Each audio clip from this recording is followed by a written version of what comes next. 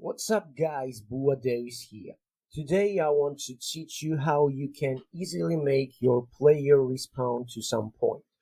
Because right now, as you see, when we fall from our platform, we just continue falling and falling and there is nothing really we can do. That's not what we want. We want our player to jump from our platform and respawn to some point. In our case, our main checkpoint will be our player starting position, so this position, and in order to do it we need collision detection. But before we begin, if you like this content, please like and subscribe to my channel. Now let's begin and create empty game object, and let's call it fall detector. We also need to position it below our platform, right here, for example. And in order it to work, it needs collider, of course. So click on the add collider, search for box collider 2D. Let's make our collider bigger. We can click on this edit collider right here and just drag this line. Great. We also should check is trigger, otherwise our player will just land on this platform, on this collider, and we want our collider to act like trigger. That's why we need is trigger check mark. What we also need is tag system. In the previous videos I talked about layers, and now we will need tags. Just think about it as a category that we will assign to our fall detector. It will help us in coding, which you will see and you will learn very simple way. So just click on the fall detector, click on this tag and add tag. Click this plus sign and let's name it detector. Save. Click on the fall detector tag and assign this tag to our fall detector. So now everything is ready, I think, to go into coding. So open the script. In my case, it's player movement script because it's attached to my player. If you have other script attached to your player, you can do it right there. First of all, we need one variable. It will be vector free. Respawn point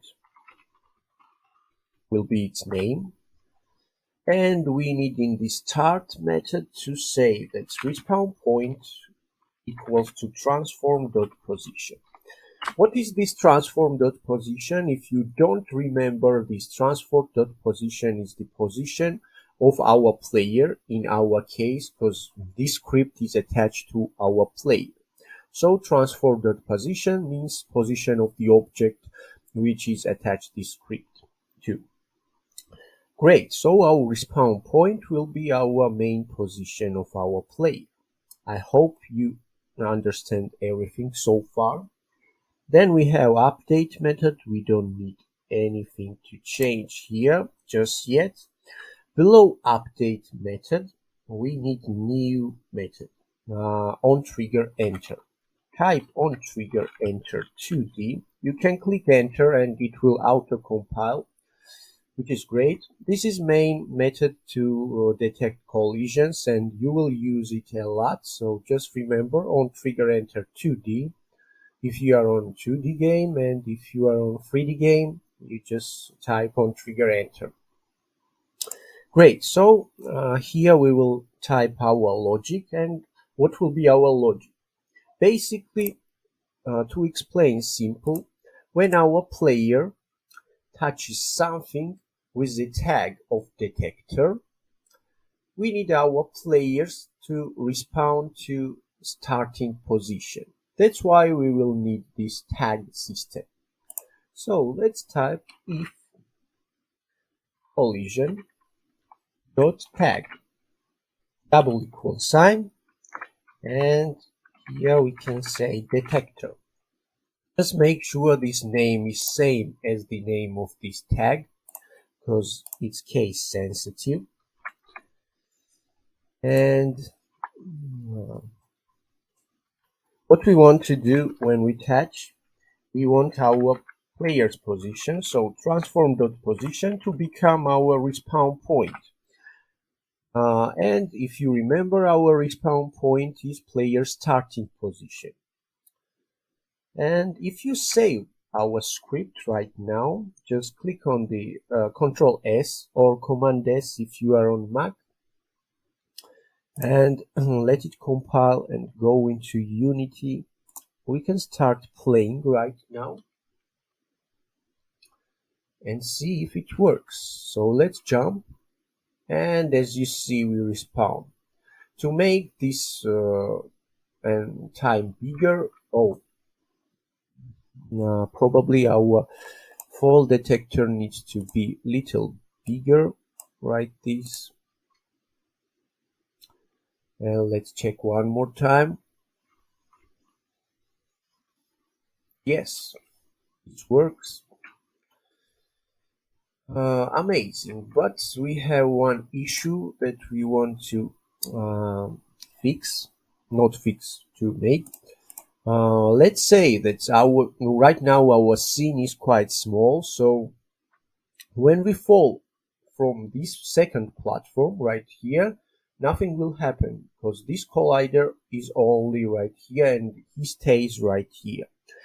So in theory, we can just take this collider, edit collider, and just make it bigger, and it will work in our case. But when you have bigger scene with lots of components and lots of widths, you don't need this huge collider through this line. The better way that you can do it is to make this collider move with your player by scripting, and it's really simple, not hard. Let's go into our C# Visual Studio, and first of all we need one new variable. It will be game object, public game object, and let's call it fall detector. Great. And in the updates, we need to say that our fall detector dot transform dot position. So our fall detector's position should be new vector 2. It should be new. It should have new position. So new vector 2. Vector 2 takes two parameters, x and y. We should change x value only, x position, because we need horizontal movement right here. And our x value should be our player's x position, because this collider should follow our player. So for it, we should say transform.position.x. It means transform.position.x means our player's x position on the x-axis. For the y-axis, we don't need to change anything. We can leave our fall detector's y position, and for this we need to say fall detector.transform.position.y. Now it might seem a little complicated if you are a beginner, but trust me, it's not. We just take our fall detector's position and make it follow our player's x position while not changing its y axis. That's it. If we save now our script, let it compile, and now we will check. Go back to Unity. One thing that we want to do, we need to click on our player, and in the script we have this fall detector. We need to assign this fall detector to here. Just drag from hierarchy to this script fall detector, and right now let's make this game here in order you to see fall detector. Let's press play now. and see. So as you see, our collider is following our player, which means that if we go through and if we jump, we still respawn, which is what we need. So this collider will follow us no matter where we'll go this way. So it's really handy, and for performance, it's better way to do it like this. Also, in the next video, I want to show you how to check other points, how to make other checkpoints. For example, right here, right now, when we die, we just respawn to the starting position, but we can also add some checkpoints, for example here or somewhere else, to respawn at that point.